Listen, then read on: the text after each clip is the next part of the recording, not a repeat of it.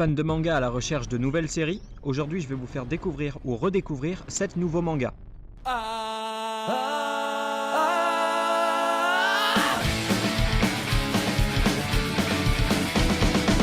Numéro 1, la série qui explose depuis avril 2013, date de la sortie de l'anime sur MBS au Japon, Shingeki no Kyojin, l'attaque des titans. Sorti initialement le 9 septembre 2009 au Japon, la diffusion du manga en France a commencé en juin 2013 chez Pika Éditions. Son lancement a été accéléré avec la présence immanquable de la tête d'un titan au stand Pika de la Japan Expo 2013. Écrit et dessiné par Hajime Isayama, la série a également 4 séries dérivées rien que pour elle. Shingeki Kyojin Shugako, un spin-off comprenant 5 tomes, Before the Fall, un prologue se déroulant 70 ans avant l'histoire principale, adapté en France depuis octobre 2014, Shingeki no Kyojin Gaiden Kyunaki Sentaku, un préquel concentré sur l'origine de Levi et Erwin, deux personnages importants de la série comprenant 2 tomes. Et enfin, Shungeki no Kyojin Spoof on Titan est une parodie humoristique façon chibi en un seul tome. Pour le scénario principal, l'humanité vit entourée de 3 murs de 50 mètres de haut pour se protéger des titans. Des immenses créatures avec une apparence similaire aux humains, mesurant plusieurs mètres, se nourrissant d'humains. Eren Yeager, un jeune garçon ayant grandi dans ces murs, rêve d'intégrer le bataillon d'exploration, chargé de découvrir l'origine des titans et de parcourir le reste du monde. Malheureusement, en 845, 100 ans après l'apparition des titans, l'humanité subit une attaque dévastatrice. 20% de la population et un tiers des territoires furent perdus. Les survivants se retranchèrent derrière les 2 murs restants. Eren, plus déterminé que jamais, décide de s'engager dans l'armée pour changer le destin funeste de l'humanité. Le manga est inspiré par la mythologie grecque, avec notamment Chronos, le roi des titans, qui dévorait ses propres enfants. Se mixe à ça le cinéma de monstres, comme Godzilla. Les lieux sont inspirés de villes réelles, comme la ville allemande de Norlingen. Quant aux murs, dans la mythologie nordique, ils font référence à Midgard, et dans la mythologie grecque, à Tartare. Je pense que ça se voit, mais j'adore Marvel. Le rapport avec l'attaque des titans ? Le 17 novembre 2014, dans le magazine Brutus, un chapitre de comics Marvel verra le jour, avec en guest star des titans. Un crossover inédit où les Avengers feront face à une attaque de titans. De quoi faire patienter pour la suite du manga. 10 tomes sont sortis en France et 14 au Japon. Et même en ayant lu jusqu'au tome 14, on est toujours frustré de ne pas tout savoir. Et à quand la suite de l'anime ? Le manga est actuellement diffusé sur France 4 en VF. Mais c'est moche, je préfère largement la VO. On attend la suite, et vite. Numéro 2. Disponible depuis le 1er juillet 2009 chez Pika Éditions en France, ressorti en version colorée depuis novembre 2011, l'Académie de l'Apocalypse, High School of the Dead. Une adaptation animée de 12 épisodes correspondant aux 12 premiers chapitres a été diffusée durant l'été 2010. Elle est maintenant disponible en voix française. 7 tomes sont sortis et en attente depuis 2011. La série attend toujours sa suite. Alors que le monde est contaminé par une maladie mortelle transformant les morts en zombies, des étudiants japonais du lycée Fujimi se regroupent pour survivre.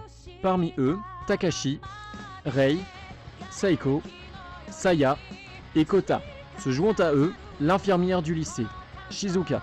Un des détails importants du manga est que le dessinateur, Shoji Sato, est connu pour ses dessins qui tournent légèrement au porno. Les mensurations des personnages féminins sont démesurées et certaines vues sont très suggestives. Mais c'est assez rare et on ne s'arrête pas à ça. C'est une bonne série de zombies malgré tout, même si elle est inachevée. Les personnages sont attachants et le choix du personnage féminin préféré est très compliqué. On peut pas prendre les 3 ? Oui, parce que entre l'amie d'enfance qui a encore des sentiments, l'autre amie plus distante avec plus de caractère mais amoureuse depuis son plus jeune âge, et la belle brune dangereuse mais terriblement attirante, Takashi a un choix à faire. On attend la suite, et vite. Numéro 3. Vous aimez les légendes urbaines, les fantômes prêts à vous hanter ? Enfin, c'est pas vraiment ce genre de fantôme. C'est plutôt... La jeune fille amnésique du crépuscule, ou Dusk Maiden of Amnesia. Publié entre le 22 avril 2009 et le 22 juin 2013 au Japon, le manga est disponible en France chez Kana depuis juillet 2014. Une série animée a été diffusée en 2012 au Japon. Elle dure que 12 épisodes avec un OAV bonus pour la sortie du DVD. Elle comprend plusieurs différences avec la version papier. Certaines histoires de fantômes n'ont pas été gardées pour l'animé. 10 volumes en 12 épisodes, c'est très compressé. Teishi Niya se perd dans un ancien bâtiment de son lycée et y rencontre une jeune fille, Yuko Kanoe.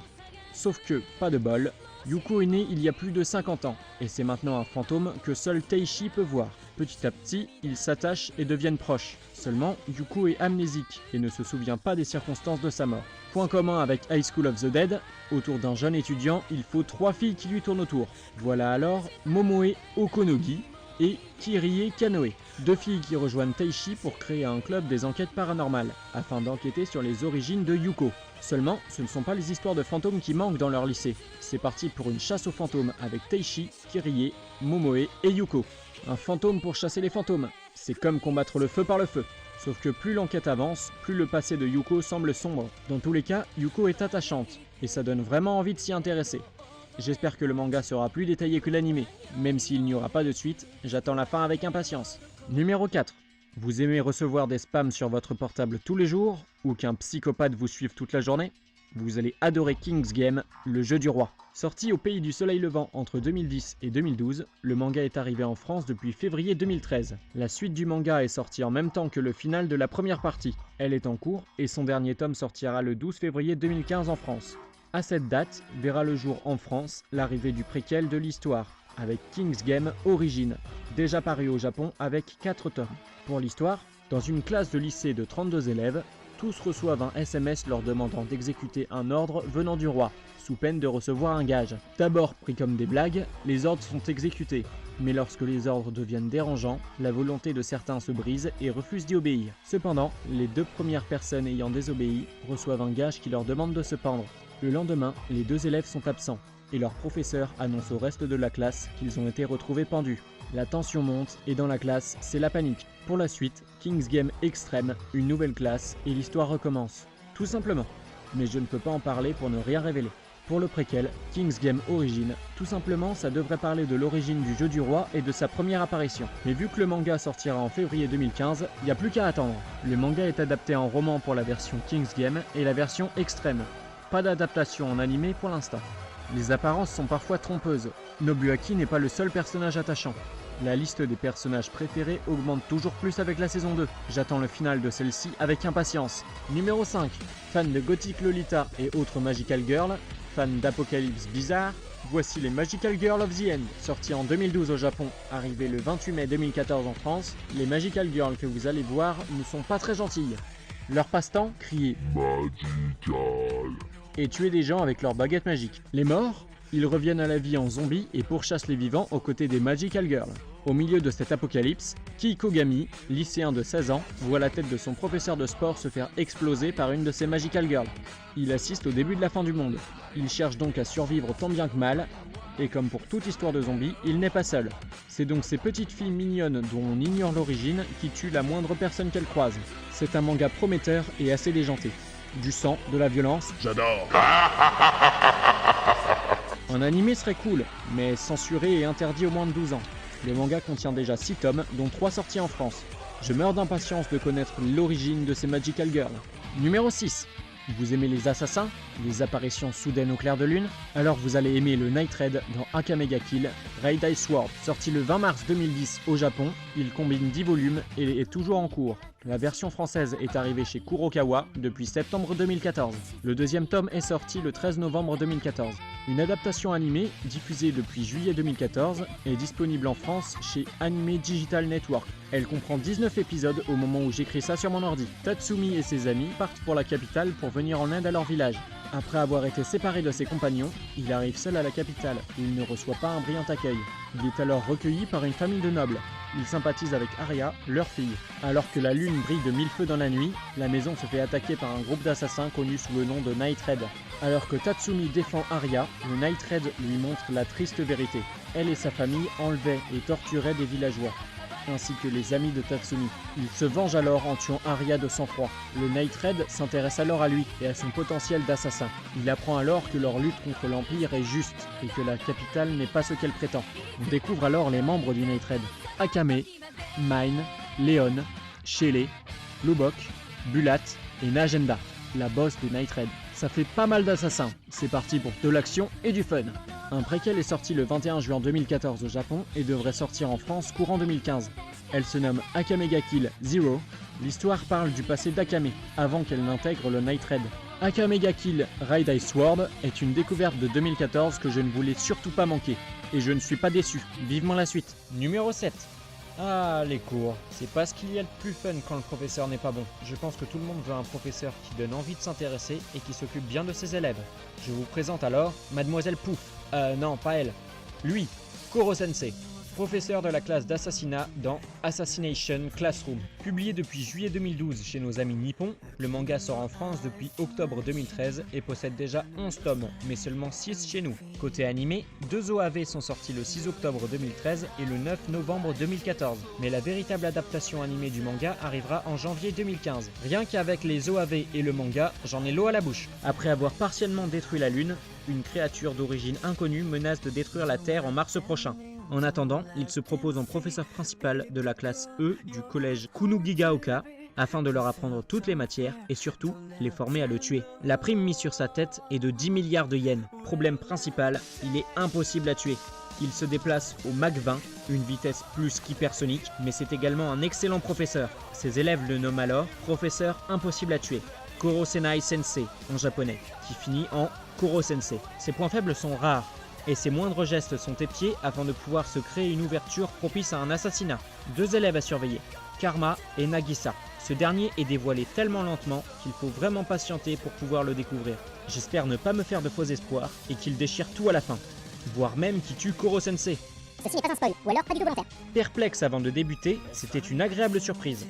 À suivre en 2015, je me demande même si le personnage le plus attachant c'est pas Koro Sensei. Je vais finir par un petit hommage à un manga qui a duré 15 ans et qui restera toujours dans le cœur de ses fans. Oui, Naruto a vu son dernier chapitre paraître officiellement le 10 novembre 2014. De novembre 1999 à novembre 2014, il a su bercer plusieurs générations. Il cumule déjà plus de 600 épisodes d'animé, 700 chapitres. Son 10e film sortira le 6 décembre 2014.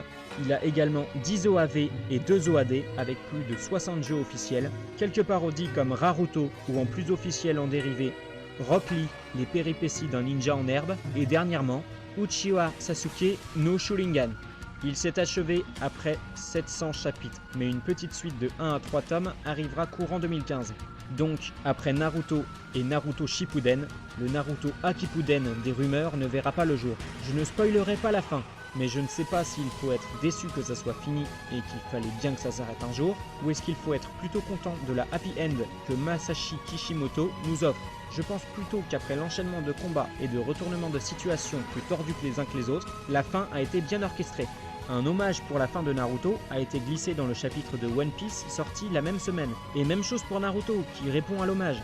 Je ne ferai pas ce que d'autres ont fait mieux que moi, comme un top des meilleurs moments, mais je dirais juste que depuis 2008, où j'ai vraiment commencé à lire ou regarder Naruto, pour l'avoir vu grandir, évoluer et devenir plus tard, c'est un de mes mangas préférés, et je suis loin d'être déçu par son final, qui pour lui se passe comme je le voulais.